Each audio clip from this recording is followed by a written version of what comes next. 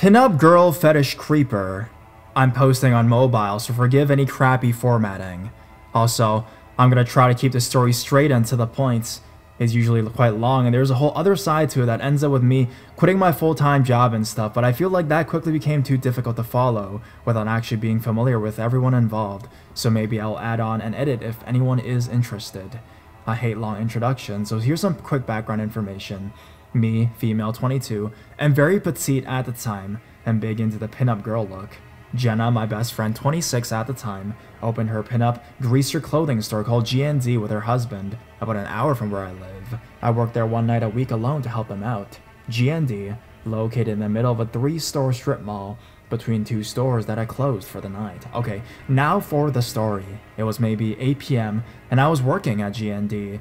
It was a small store and had no security cameras at all. I was alone in the store when a man about 60 years old came in. He was maybe 5'8", and not fat but stocky with a full beard. He carried men's and women's clothing, so I didn't think it was strange that a man would come into shop. I greeted him cheerfully and asked if I could help him with anything. He said he was just browsing around and mentioned how he liked a dress that was on one of the mannequins. It had a leopard print top and a red, tight pencil skirt bottom. I joked about how it would look great on him. He keeps browsing through the racks and we're making casual conversations, and he brings up the dress again. He asked what size was on the mannequin and if he could try it on. I was cringing inside at how insensitive my joke must have sounded and felt obligated to be extra sensitive to him from that point on to make sure he felt comfortable shopping with me. The dress was made of fabric similar to women's bathing suits, so I knew it would stretch enough but would be a tight squeeze. I showed him a tank top and a skirt that I thought he might like as well, and he took the items into the dressing room. After he put the dress on, he shouted from the dressing room that he loved it. I told him to come out and let me see. No one else was in the store anyways, and we had become friendly enough during his visit that it wasn't strange. He comes out of the dressing room with the dress on, and I can see he has a raging boner.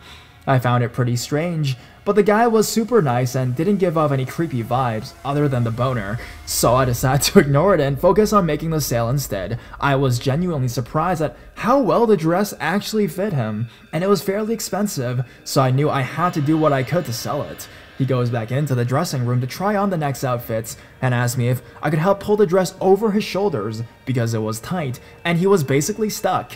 I laughed and said sure, and when I pulled back the curtain to the dressing room, he was slightly bent over facing me, with his arms up, and the dress stuck around his shoulders. As I'm pulling on the dress to try and get it off of him, I catch the reflection of his naked butt in the mirror behind him. I get the dress to where he can easily take it off and close the curtain. I was now starting to feel uneasy about the situation I was in, so I text Jenna and give her a quick idea of what's going on. He comes out of the dressing room again in the skirt and tank top and does a little spin for me to show off the outfit, still having a boner, and is clearly very happy with everything that he's tried on. I'm excited because I'm assuming he's going to make a big purchase, so I decide to just keep going on with the sale and get it over with. At this point, Jenna and I are texting back and forth, and she is sending her husband up to the store because they are worried and don't want me to be there alone with this guy. I feel relieved and know they only live about 20 minutes from the shop, so it won't be too long before he gets there. The man in the dressing room calls to me asking to help take the tank top off of him now. I think nothing of it, and I pull back the curtain, and he's just standing there, completely naked, jerking himself off and staring at me. What the actual fuck? I just scream at him to put his clothes on and get the hell out of the store, and I run to the front desk to call the police. He runs out of the store in his underwear and drives off. I didn't get his license plate number because I was too flustered and in shock to even think of it. I gave a description of the guy to the police and to Jenna and her husband, but the man was never identified, so G&D creep, wherever you are now, let's not meet again.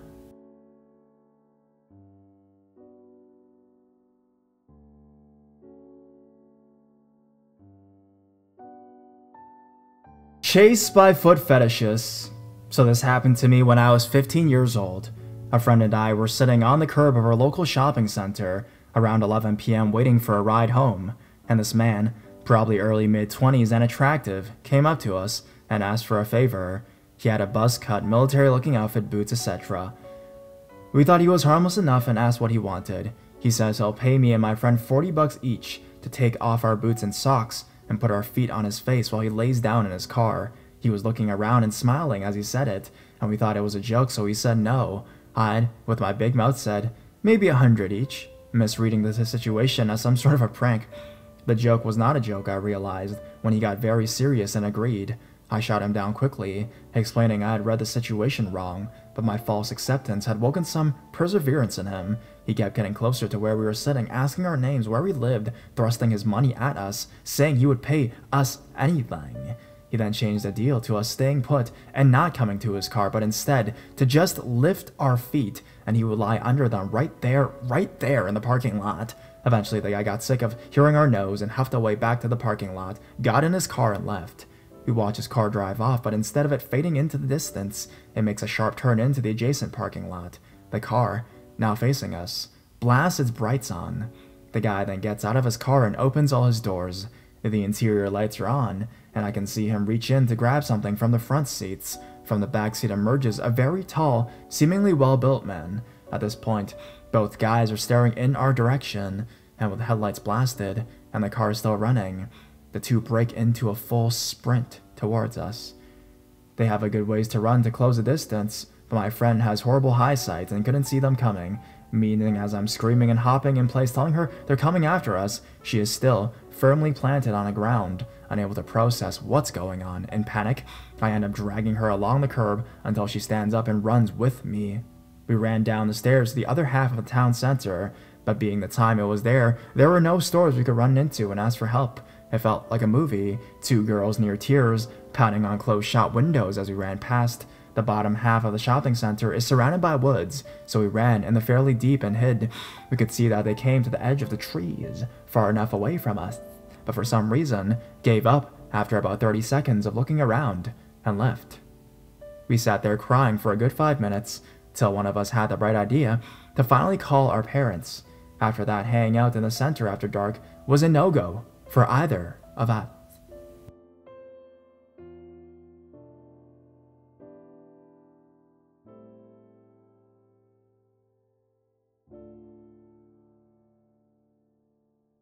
Foot Model Scout. I usually just lurk around Reddit, posting a response here and there occasionally. So this is my first post on here. Please forgive any errors as I am on mobile. I was sheltered as a kid, raised a Jehovah's Witness, homeschooled deaf parents, and by the time I was 19 years old, moved out and left the church. I was a very naive person. When I look back on this situation, I always cringe and hate how naive I really was. So about 14 to 15 years ago, I got a mall job at a well-known video game store. One weekday during the early afternoon, the store and mall were pretty much dead, so the only employee on the floor was myself. So the short black man with a tweed jacket and brown slacks walked in with a clipboard and made a beeline for me. His eyes looked sleepy and watery. I cannot explain it, but I instantly got the chills when we made eye contact. He said his name was Mark. He was scouting for a Macy's footwear ad campaign, and he was conducting a survey and looking for foot models, and would I be interested? He had a portfolio of Macy's shoe ads that he claimed were his work, so I totally thought he was legit, and put aside the creepy feeling I got from looking into his eyes. Like I said, I was naive and only 20 years old, so I immediately jumped on it and told him that yes, I was interested. He asked if we could set up a meeting when I wasn't working to conduct the survey, and for him to look at my feet. Stupid me didn't think that sounded creepy at all. I wasn't entirely stupid though, so I asked if we could arrange for him to meet me at work in the store in the back office when I would be the shift lead or key holder the next day. No way was I going to let him meet me outside of the store alone, or in my home. He seemed disappointed, which I didn't catch initially, but looking back, he was definitely a little meh about it. But he agreed to meet me at the store the next day on my lunch break. Stupid me gave him my phone number, the one at my home, so he could call and confirm the appointment and meeting.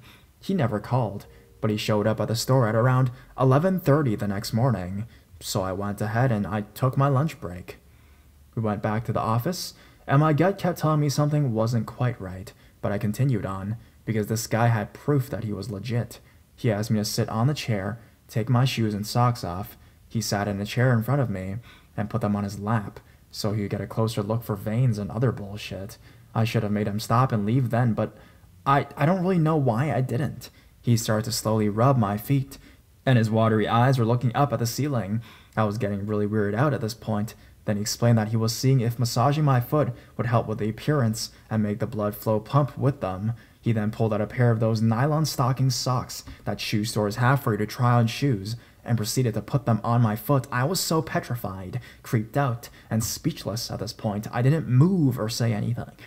Then he was rubbing my foot with a nylon on and looking up at the ceiling with those watery, sleepy eyes, and I heard a little, muffled grunt or moan come from him.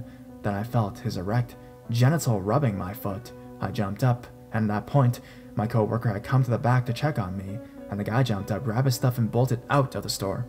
My co-worker later told me that he got bad vibes from the guy, and had planned on coming back to check on me. I'm grateful for this.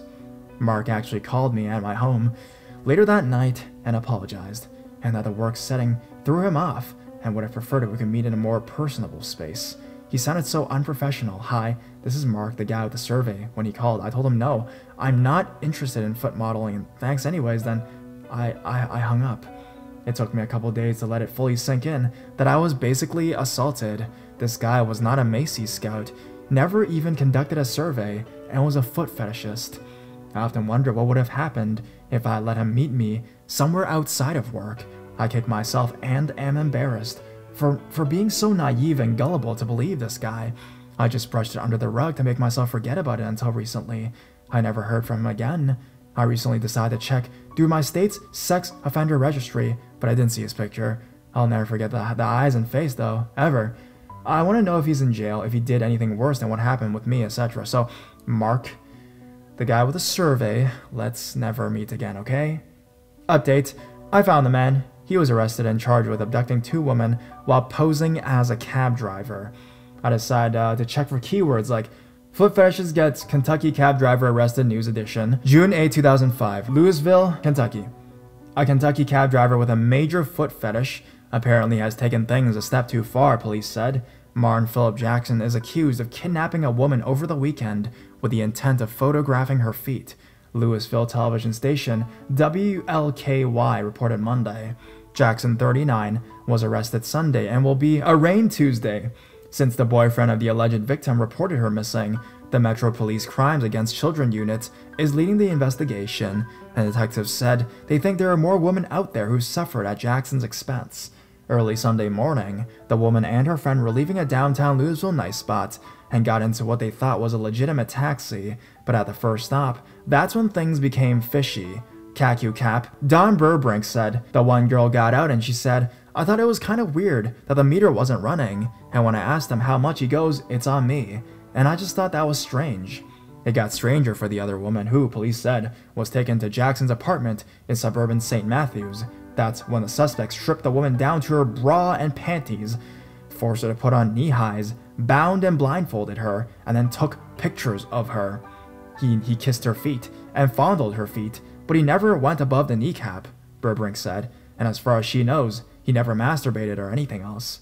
Jackson also made up a story to explain the bizarre circumstances, Burbrink said. He kept telling her that there were other people in the apartment that were watching her, so that she shouldn't try to escape, he said, and he was doing this because there were other people who had his family kidnapped and that were making him do this. But escape is exactly what the woman did after Jackson unsuccessfully tried to use Pine Sol to knock her out. WLKY reported the woman untied herself, then escaped while Jackson was sleeping, Burbrink said. Later that afternoon, neighbor Liz Fraser got a knock on his door when the woman came and the police came to the neighborhood to investigate. She was holding the stockings that she had been tied with, Fraser said. I think she wanted to get rid of them, but police told her to keep them because they needed that as the evidence. After Fraser gave police some information about Jackson's other car, investigators tracked him down at a nearby restaurant, WLKY reported, and once they got a search warrant, they found more than 100 pairs of packaged pantyhose, computers, and digital cameras. They only looked really through one camera, my understanding, as it was explained to me, Burbrink said. And there's what? 25, 50 pictures on those digitals? And there's probably 10 to 15 girls on those.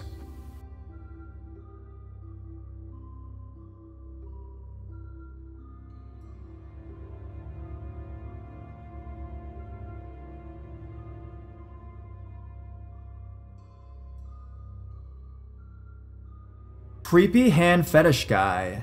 First, I'm typing this on my phone, so hopefully I don't have any typos. I'll preface this by saying I have now figured out over the years from boyfriends and such that I must have really nice hands, but nonetheless, this is not cool. I'm a female, and I was in my early 20s when this happened. I was working the usual retail job and had my share of weird customers, but this guy takes the cake.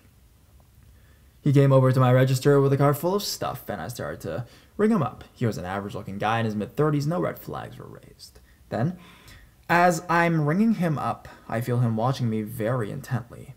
I ignore it and keep ringing when he goes, sorry, I can't stop staring at your hands. They are so beautiful. Now, I try to be polite and finish ringing him up, all the while he says this 3 more times before he left.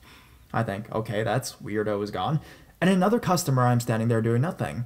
I feel something touch my hand, and as I turn around, it's the creep, touching my damn hand. I yell at him to not touch me. At this point, my fake nice has run out, and I'm trying not to friggin' hit him in the face. He says, I'm sorry, I just couldn't help it. I just had to tell you again how beautiful your hands are.